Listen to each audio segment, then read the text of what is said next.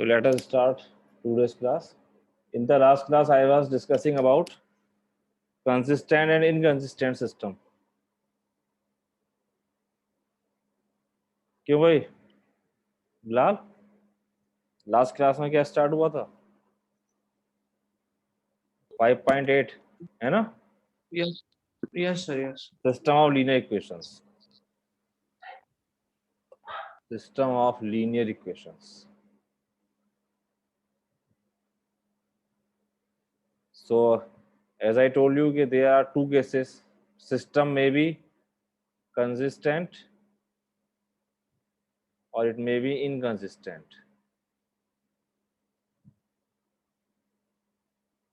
Consistent में you may have two cases. There may be unique solution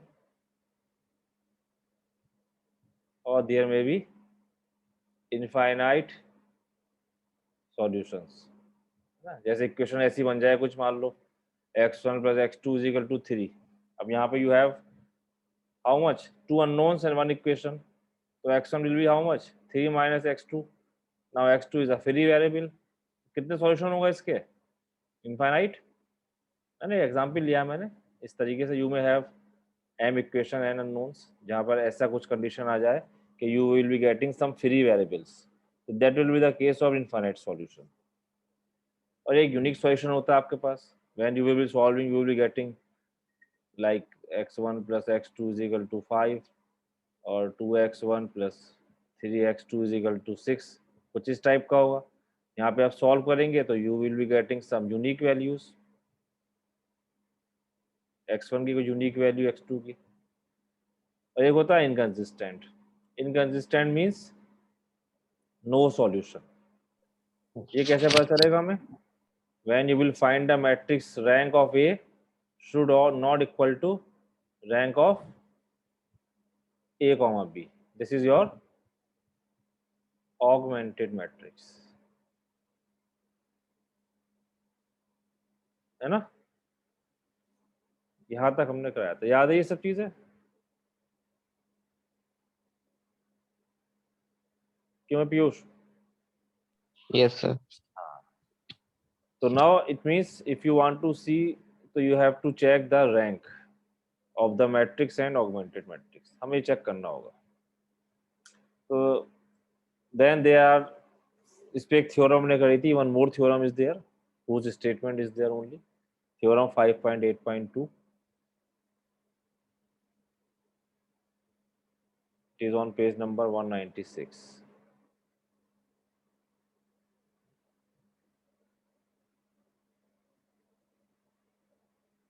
Page number 196.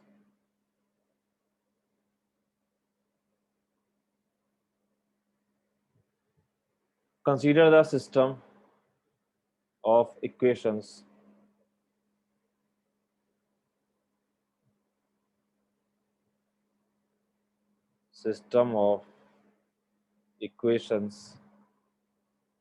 NH non-homogeneous. Non-homogeneous में क्या बताया था? When the system is non-homogeneous. Non-homogeneous. Sir B जो है non zero होगा. हाँ, at least one of b is not zero. जो right hand side में आप सिस्टम इक्वेशन लिखेंगे ना, that should be not zero. और अगर सब जीरो है तो it will be homogeneous.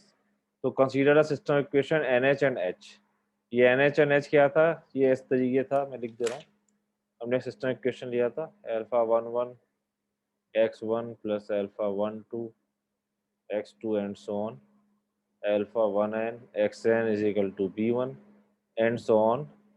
Alpha m1 x1 alpha m2 x2 and so on plus alpha mn xn is equal to dm. तो इस सिस्टम को मैंने कहा था it is suppose your NH when at least one of bi is not zero. तो how many equations? m equations है, n unknowns है ना. It has m equations and n unknowns. ये आपका एक सिस्टम कंसीडर किया था. If all bi zero, if all bi is equal to zero, then it is homogeneous को हमने कैपिटल एस से लिखा था, ठीक है। ये इट इज द सिस्टम। तो इस सिस्टम के बारे में बात कर रहे हैं अब, जो थ्योरम है आपकी कि consider the system of equation NH and H, both system you consider, है ना, and let the rank of A B R, ए की रैंक R है। ए क्या था यहाँ पर आपका coefficient matrix, A was the coefficient matrix alpha IJ M cross N, ये आपका ए बनेगा। इनके कोएफिशिएंट्स को मैट्रिक फॉर्म में लिख दूंगा मैं। तो यहाँ पर आपके पास M रोज है, N कॉलम्स है, ठीक है, ये शॉर्ट फॉर्म है ए की। तो सपोज इसकी रैंक आपकी R आ रही है, रैंक आप निकाल सकते हैं, इकोलॉन फॉर्म में चेंज करेंगे, number of non zero rose will be the rank. तो let the rank of A be R. Now we have some statements, some results. Then NH यानी कि जो नॉन होमोजीनियस पार्ट होगा, then NH has a solution if and only if A, B, यानी कि A, B क्या है, augmented matrix, if and only if A, B has rank R, ठीक है। फर्स्ट स्टेटमेंट है कि अगर ए की रैंक आर है तो सॉल्यूशन तभी होगा जब ए कॉमा बी की भी रैंक आर हो, है ना, ये तो मैंने आपको बताया था। अगर ए कॉमा बी की रैंक आर नहीं है तो it will be inconsistent, no solution, है ना, ये जो मैंने लिखी बात अभी, ये okay.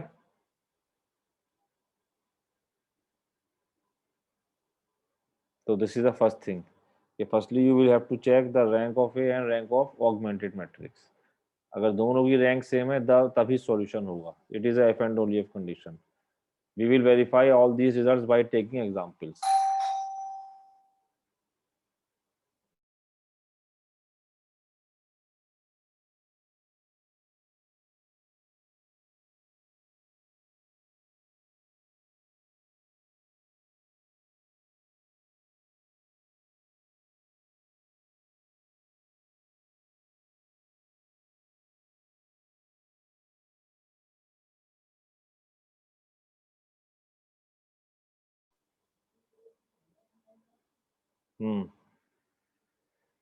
B part is if R is equal to M, मतलब रैंक किसके इक्वल आ जाए आपके पास, नंबर ऑफ M के लिए मैंने इक्वेशंस, है ना। सपोज रैंक आपकी इक्वेशन के इक्वल आ रही है, if R is equal to M, then NH जो नॉन होमोजीनियस पार्ट है, it has always has a solution, always has a solution,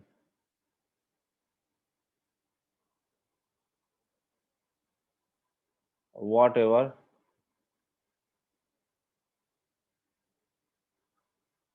may be B belongs to VM, है ना। B आपका कुछ भी हो, ये जो राइट हैंड साइड के B कॉन्स्टेंट्स हैं कितने M है, ये कुछ भी हो, if your rank R is M, अगर रैंक M आ गई A की, है ना, तो आपका हमेशा सॉल्यूशन एग्जिस्ट करेगा। यानी कि सिस्टम क्या होगा उस केस में, कंसिस्टेंट होगा, तो सॉल्यूशन एग्जिस्ट करेगा। अब एग्जिस्ट करेगा तो दो पॉसिबिलिटीज हैं कि यूनिक भी हो सकता है, इनफाइनाइट भी, है ना। तो वो कैसे होगा, वो आगे रिजल्ट है फिर। अभी अगर रैंक M आ गई नंबर ऑफ अननोन्स के इक्वल, तो सिस्टम का सॉल्यूशन होगा, ये बात पता चल गई हमें। C part, if R is equal to M is equal to N, मतलब क्या हुआ कि रैंक इक्वल M आ रहा है और M इक्वल टू N है, यानी कि आपके number of equations and number of unknowns equal हैं, किसके, रैंक के। देन NH जो नॉन होमोजेनियस सिस्टम है, it has a what, unique solution,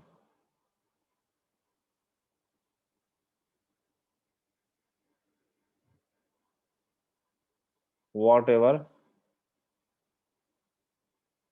may be B belongs to Vm and also this homogeneous, अगर मैं सारे B जीरो कर दूं उसमें तो जो H है it also has a unique solution, इसका भी यूनिक सॉल्यूशन होगा और वो क्या होगा, namely the trivial solution, the trivial solution. Trivial solution क्या होता है बताओ जरा। सर 0 0 हाँ 0 0। अगर आपके पास rank m equal to n है तो नॉन होमोजीनियस का यूनिक सॉल्यूशन होगा, और अगर मैं होमोजीनियस बना दूं, होमोजीनियस का मतलब क्या हुआ, जैसे मैं ये कर दूं,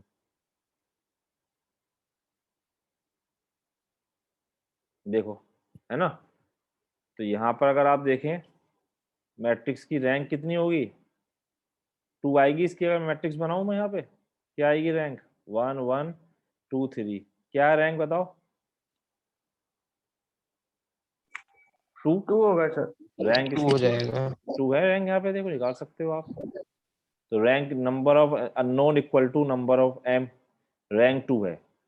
और ये अगर नॉन होमोजीनियस होता है, यहाँ पे मान लो मैं 1 2 कुछ ले लेता तो यूनिक सॉल्यूशन हो जाता। अगर मैंने 0 0 ले लिया, इसका सॉल्यूशन बता सकते हो क्या है, सब्ट्रैक्ट कर दो जरा 3 टाइम्स सर करके, क्या है सॉल्यूशन, 2x1 0 ही होगा। 0 आएगा, है ना।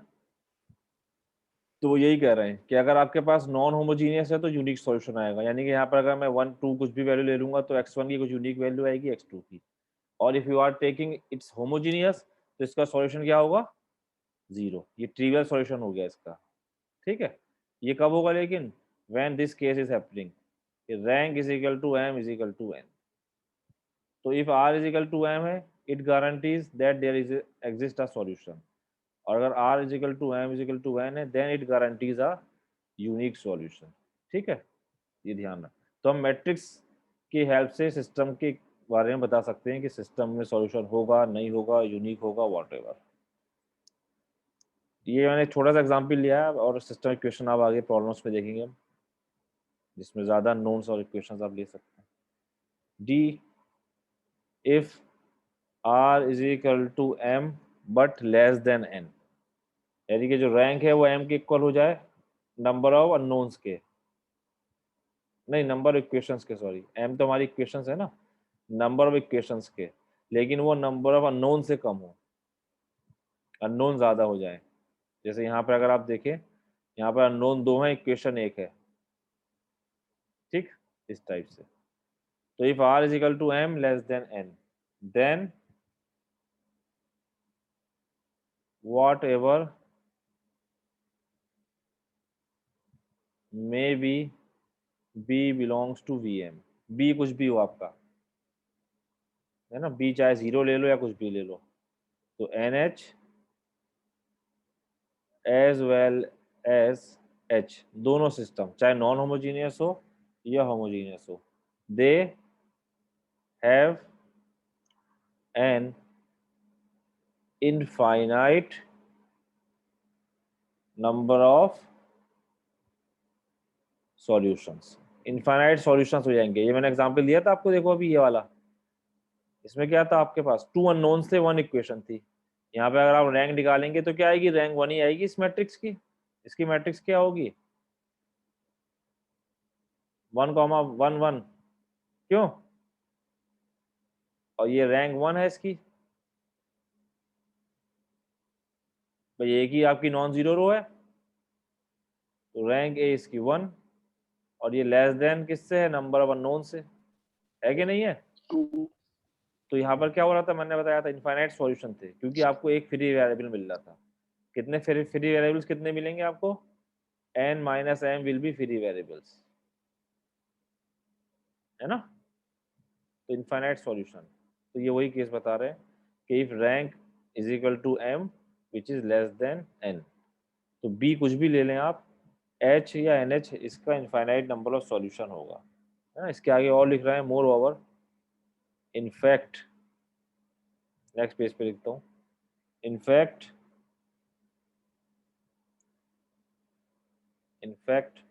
r of the unknowns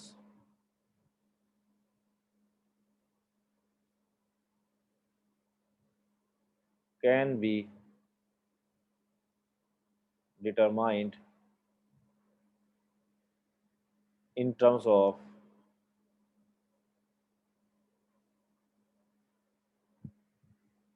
the remaining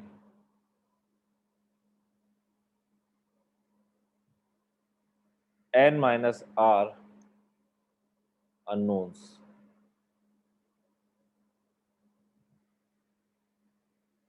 whose values can be chosen arbitrarily, है ना। दे कॉल्ड फ्री वेरिएबल्स, है ना। जो है मतलब कि अगर r है तो n माइनस r जो नोन बचे, जैसे यहाँ पर एग्जाम्पल था, यहाँ पर n2 था, यहाँ पर m1 n2, तो 2 माइनस 1 जो फ्री वेरिएबल बचे है ना, कितने बचे 1, जैसे यहाँ पे x2 है, तो इस x2 को मैं free variable, it is arbitrary choose in any value, कुछ भी चूज कर सकता हूँ। तो वही कह रहे हैं कि n minus r unknowns can be choose in arbitrarily, है ना। ये जो n माइनस r वेरिएबल्स हैं, n minus r variables they called free variables. Free variable से इसीलिए इनफाइनाइट वैल्यूज हैं, क्योंकि यहाँ पे आप इन्हें कुछ भी चूज कर सकते हैं। बात समझ में आई यहाँ तक? नहीं क्यों स्टूडेंट्स? Yes, sir. क्लियर है? कोई है ना टेक्निकल बात नहीं है, मैंने इसलिए यहाँ पे आपको एग्जांपल लेके बता दी सब चीजें। चलो let us take some more example to explain it further. So I am taking example 5.23 page number 198। Consider the system, एक सिस्टम गिवन है 2x1 plus x3 minus x4 plus x5 is equal to 2, x1 plus x3 minus x4 plus x5 is equal to 1, 12x1 plus 2x2 plus 8x3 plus 2x5 is equal to 12। इस system को solve करना है। कितनी equations है भाई? How many equations are there? Sir, Sir, 3 है sir. और how many unknowns? 5. 4, 4 5, 5 है ना? 5. यस। तो as I told you, firstly I will have to see कि सिस्टम का सॉल्यूशन एग्जिस्ट कर रहा है या नहीं कर रहा है। First thing is always I will check solution exist और नॉट। अगर नॉट एग्जिस्ट तो आगे कुछ जाने नहीं, हमें सॉल्व ही नहीं कर सकते। एग्जिस्ट करना है तो फिर हम देखेंगे कि यूनिक है कि इनफाइनाइट है। तो एग्जिस्ट करेगा या नहीं करेगा, उसके लिए what I have to see, I have to see the Rank. Rank. किसकी? Rank augmented Yes, sir. Matrix, है ना। ऑगमेंटेड मैट्रिक्स और मैट्रिक्स की रैंक। तो मैं ऑगमेंटेड मैट्रिक्स बनाता हूँ पहले, द ऑगमेंटेड मैट्रिक्स।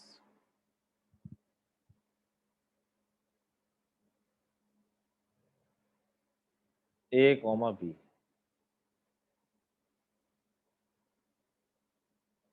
देखिए तो ये आपका 3/5 का बनेगा। देखो फर्स्ट में क्या है, 2 0, x2 नहीं है तो 0, 2 0 1 माइनस 1 1, ओके, 2 0 1 माइनस 1 1।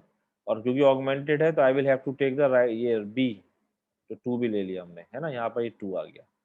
ये ऑगमेंटेड मैट्रिक्स है, तो ये चाहे तो यहाँ लाइन का प्लॉट कर सकते हैं डॉट एट से, ये डायरेक्ट लिख दो। Second row is 1 0 1 minus 1 1 1,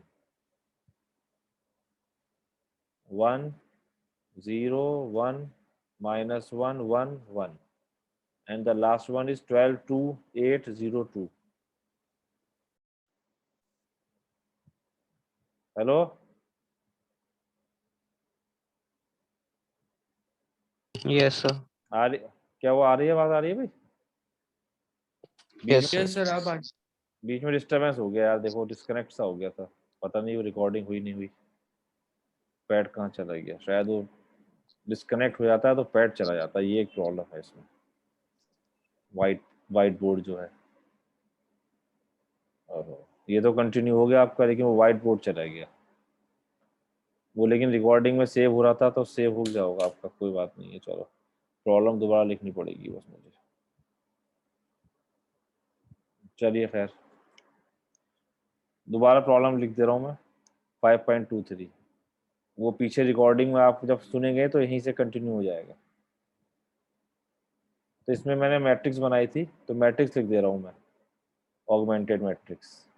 problem आपको जब आप कंटिन्यू लेक्चर सुनेंगे तो वहीं से आ जाएगा वो, इसमें सेव नहीं हुआ पीछे, ये पेज 1 आ गया आपका।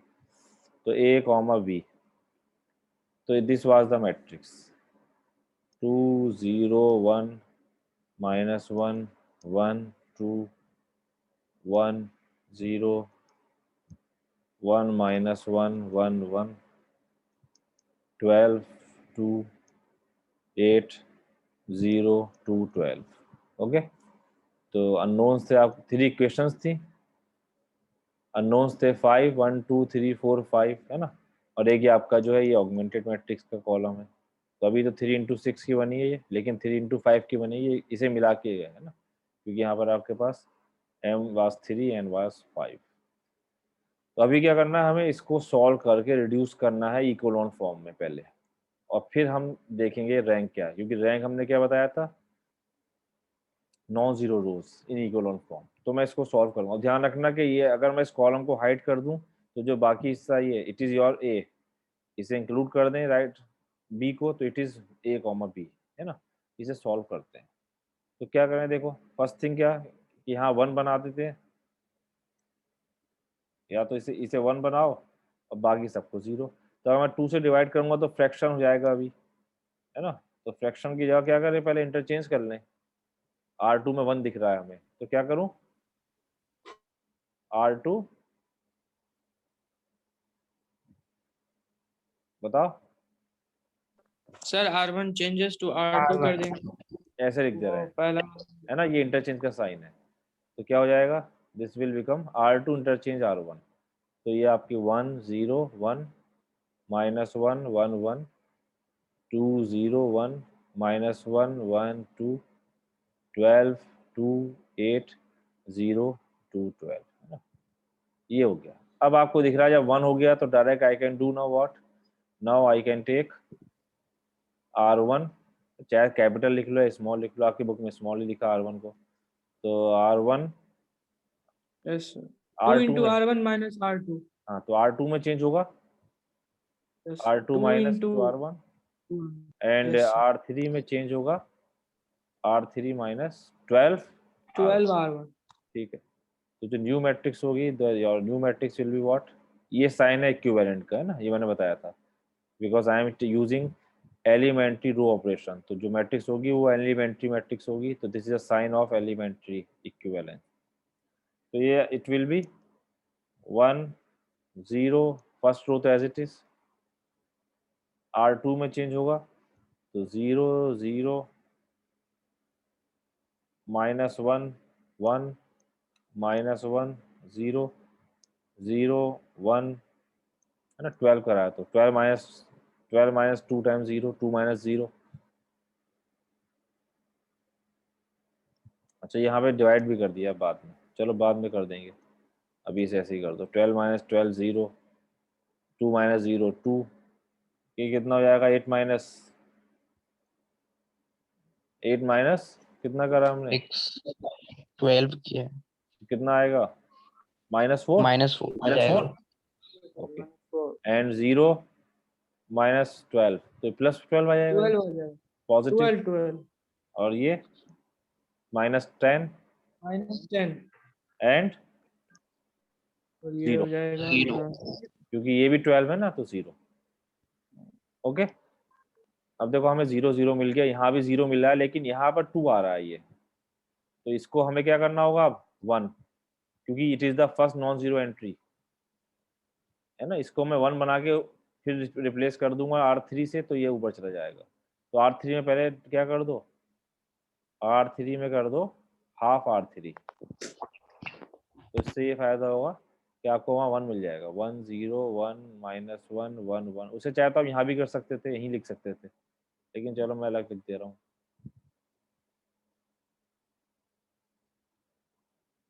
वन से डिवाइड कर, क्योंकि ये सारे इवन नंबर है ना, इसलिए मुझे फ्रैक्शन में नहीं आ रहा है। अगर यहाँ कोई इवन नंबर नहीं होता तो फिर शायद हम इस स्टेप को नहीं लेते, लेकिन यहाँ सब इवन है तो आधा हो जाएगा। 1 -2 6 -5 0 है ना, कोई फ्रैक्शन में नहीं आया देखो। अब क्या करें, फिर इसको ऊपर ले जाओ, देखो ये 1 आ गया ना, आई कैन शिफ्ट इट, क्या कर दें, yes sir R2 replace R2 with R3, तो इससे ये फायदा हुआ 1 ऊपर चला जाएगा, तो एक ऑर्डर में रहेगा आपके पास, क्योंकि ज्यादा जीरो नीचे आने चाहिए इन रो रिड्यूस इक्वल form. More zero should be in the last row, means below row. 1 0 1 -1 1 1 0 1 -2 6 -5 0 1 0 sorry 0 0 -1 1 -1, ये आ गया। अब देखो यहाँ पे तो हमें मिल गई form, first non zero entry 1 है 0 0। यहाँ पे अब अगर आप देखें तो इसको हमें, इसको है ना 0 बनाना है, माइनस माइनस से मल्टीप्लाई कर दें, है ना। R3 में माइनस से मल्टीप्लाई कर दो, तो R3 को मल्टीप्लाई विद -1 इंटू R3, तो उससे आपके पास 1 0 1 -1। मैं थोड़ा एलोबरेट करके लिख रहा हूँ इसको, थोड़ा सा एक्सप्लेन करके लिख रहा हूँ, आप चाहें तो इसमें स्टेप को यहाँ भी कर सकते हैं direct. You can take two three operation in a single step. या 1 से मल्टीप्लाई करा -1 से, तो ये हो जाएगा 0 0 1 -1 1 0, ठीक है। अब देखो ये 1 है, तो फिर हम 1 के कॉलम को 0 बना सकता हूं मैं, क्या करना है बताओ। R1 में R1 -R3 R1 minus R3. And yes sir R2 में क्या कर दें, R2 R2 two plus plus 2 2 into R3. R3 yes. जब आप ऐसा करेंगे तो R1 में चेंज हुआ, देखो तो 1, ये 1 0 तो एज इट इज रहेगा, और 1 -1 0 -1 और R3 करा तो -1 + 1, ये भी 0 हो जाएगा, है ना। Yes, sir. 1 -1 0, और ये 1 -0 1, ये as it is. Next R2 में चेंज किया, R2 + 2 R3, तो 0 + 0 0 1 + 0 1, ये हो जाएगा 0। अब 6 + 2 4 -1 -5 + 2 Minus -3 3. and 0, last row as it is 0 0 1 -1 1 0, ठीक है। अब ये आपकी क्या हो गई, देखो रो रिड्यूस इक्विवेलेंट फॉर्म हो गई। देखो अब इससे आगे नहीं जा सकते हम, हर एंट्री का 1 आ गया, इनफैक्ट ये आइडेंटिटी मैट्रिक्स बन गई है कि नहीं। तो what is the rank of this augmented matrix, कितनी नॉन जीरो रोज हैं, 3. तो rank of augmented matrix is 3। और what is the rank of A, A के लिए क्या करो, इसको हटा दो, इसको हाइड कर लो कॉलम को। ए का मतलब क्या होगा, सिर्फ ये कोएफिशिएंट मैट्रिक्स, इसकी रैंक कितनी है, ये भी 3 है सर इसकी भी 3 है, क्योंकि इसके भी तो 3 नॉन जीरो रोज हैं, है ना। यस सर तो you can see here now, here rank of A is equal to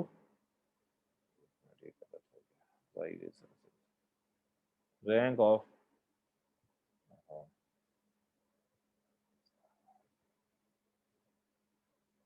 A is equal to rank of augmented matrix which is 3, है ना, क्योंकि नंबर ऑफ नॉन जीरो रोज आपके पास कितनी है, 3 है। तो बाय द रिजल्ट जो मैंने आपको बताया कि number of non zero rows in echelon form it is the rank, तो ये रैंक 3 हो गई। और ये किससे लेस है भाई, less than number of unknowns, है ना। तो इसका मतलब क्या होगा, यहाँ पे जो सॉल्यूशन आपका वो थ्योरम, अच्छा वो लास्ट उसमें सेव हो गई, इधर नहीं है। सॉल्यूशन क्या होंगे यहाँ पे आपके पास, इनफाइनाइट सॉल्यूशंस आएंगे। Infinite. अभी जो मैंने बताया था कि अगर rank of A is equal to m 3 के इक्वल है which is less than n, तो अब देखो सॉल्यूशन के लिए क्या करेंगे, वापस यहाँ पे वैल्यूज पुट करिए आप, है ना, बैक। तो जब आप वैल्यू पुट करेंगे कितना होगा, देखो x1 is equal to how much, ये वैल्यू है b की, और ये आपके अननोन है, ध्यान रखना, ये है x1, x2, x3, x4, x5, और ये क्या था, ये b था। x1 is equal to how much, 1। 1. Second equation क्या बनेगी, देखिए x2 प्लस 4, नहीं x2 plus 4x4 minus 3x3, Yes. है ना, Minus 3x5. x2 plus 4x4 minus 3x5 is equal to 0। And what about Equal third to equation, x3 minus x4 plus x5, plus x5. Yes, sir. x3 minus x4 plus x5 is equal to 0। तो x1 is equal to तो 1 है ही। अब यहाँ पर आप किसी एक को बाकी नोन में लिख दो, तो x2 को I can write how much, minus 4x4 plus 3x5, and x3 को I can write x4 minus x5। तो to you can see here two free variables, है ना, 5 माइनस 3 इज इक्वल टू, मैंने बताया था n minus m free variables होंगे। So here you got two free variables, x4 x5 क्या है, they belongs to real number. अगर class end हो गई भाई तो फिर मंडे में कंटिन्यू करूंगा मैं, ठीक है। सो यू गॉट सॉल्यूशन क्या हो गया, so here infinite many solution, okay. तो सॉल्यूशन क्या हो गया, so the set of solution is, इसे एक क्या हो जाएगा 1, और x2 is how much, minus 4x4 plus 3x5